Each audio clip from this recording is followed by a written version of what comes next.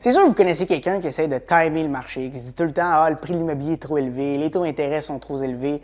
Par contre, aujourd'hui, je vous dirais que c'est jamais la bonne stratégie de timer le marché. La vraie réponse, en fait, c'est est-ce que vous êtes prêt, vous, financièrement, à faire une acquisition? Je vous explique aujourd'hui le breakdown. On va prendre quelqu'un aujourd'hui en 2017 qui avait 25 000 $ puis qui avait comme projet d'acheter une propriété.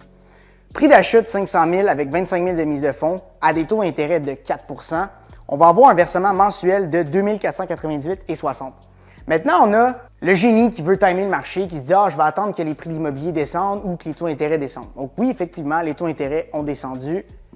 Good for that one. Par contre, le prix de l'immobilier, quand les taux d'intérêt descendent, va automatiquement monter. On va prendre ici la même propriété qui, avec l'inflation qu'on a connue dans les dernières années, va pouvoir se procurer un actif de 625 000 avec une mise de fonds de 37 500 à un taux de 2 %, va avoir un versement mensuel de 2 487,78 $.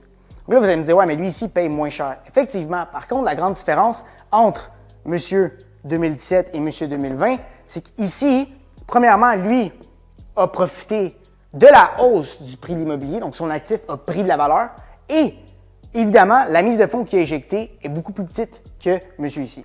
Donc, morale de l'histoire, essayez pas de timer le marché. La vraie question, c'est écrivez-nous, puis on va vous dire si c'est le bon moment pour vous d'acheter selon votre situation.